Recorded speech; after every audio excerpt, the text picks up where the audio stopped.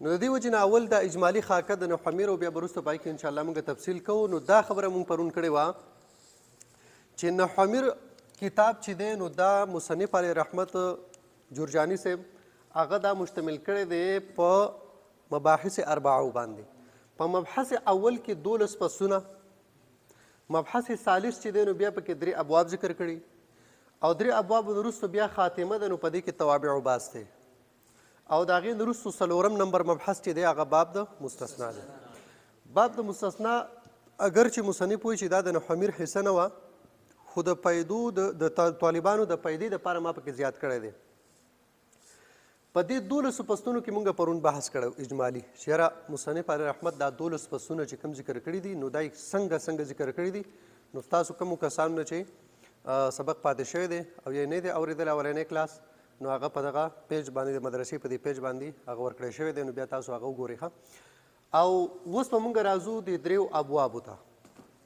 نو کوم چې 12 نمبر فصل و 12 نمبر فصل په دې کې هغه و په بیان د اجمال د عواملو کې، په بیان د اجمال د عواملو کې. نو دا خبره به تاسو یاد ساتئ چې په نحو کې 100 عوامل دي. څو عوامل دي؟ 100 عوامل دي. ښه، عامل اندر نحو 100 باشد چنین فرمود است. په نحو کې څو عوامل دي؟ 100. دا عوامل چې دي دا په 2 قسمه باندې دي. یو ته ویلی شي عوامل لفظیه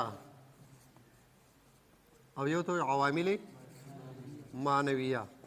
عوامل لفظیه چې دي نو دا څو دي؟ دا 98 او عوامل معنویه دا 2 دي.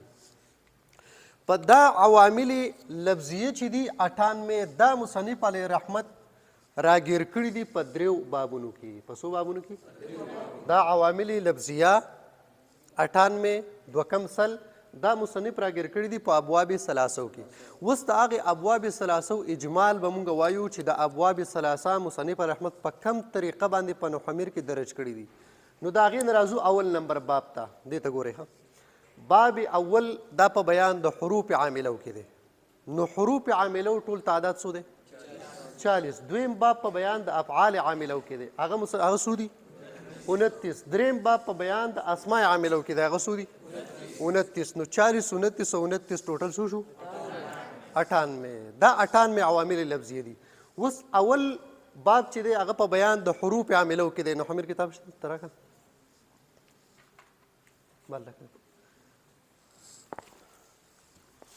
نو دا وګوره چې کله 12 فصلونه ختم شي که نه نو د 12 فصلونو نه وروستو اولنی باب شروع کیږي.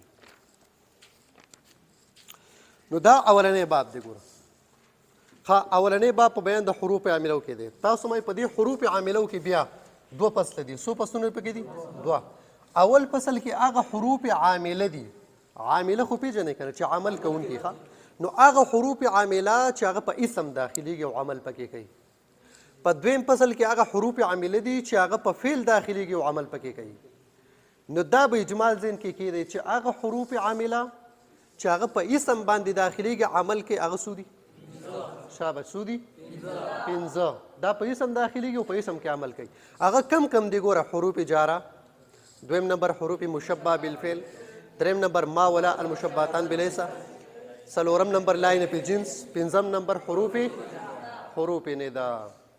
دا 15 داسې حروف عامله دي. حروف دي او عامله دي او عمل کوي داخليږي په اسم باندې، په اسم کې عمل کوي.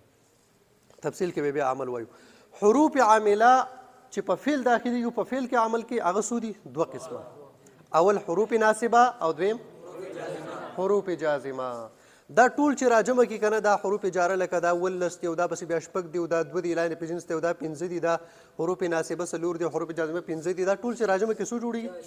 40 جوړیږي. ښه، نو حروف عامله دا 40. په دې باندې پوه شوئ؟ اولنی باب اجمال باندې پوه شوئ؟ راځئ دویم باب ته. څو بابونه دي؟ 3 بابونه دي. ښه، دویم باب دی په بیان د افعال عاملو کې.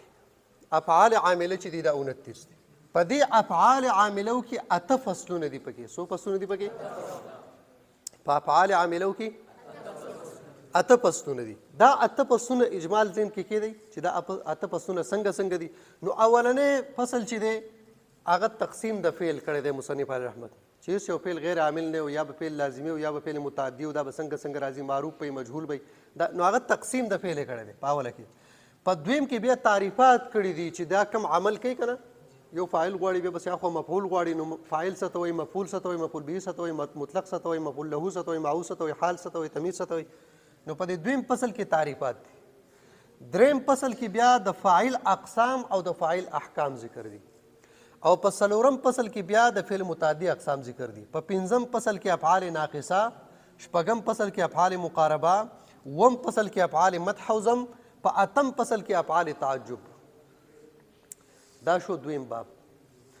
دریم باب چې دی نو په دریم باب مصنف علیه رحمت اسماء عامله ذکر کړي دي او اسماء عامله وي 11 اقسام ذکر کړي دي. څو اقسام؟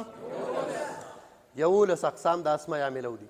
دا 11 اقسام په کومه طریقه باندې ګوره؟ اول نمبر اسماء شرطیه، دویم نمبر اسماء افعال په معنی د فعل ماضي، دریم اسماء افعال په معنی د امر حاضر، څلورم اسم فاعل، پنځم اسم مفعول، شپږم صفت مشبه، وم اسم تبذیل، اتم اسم مصدر، نهم اسم مضاف، لسم اسم تام، یولسم اسماء کنایه. دا څلور اسما دي او عامل دي. عمل کوي دا 29.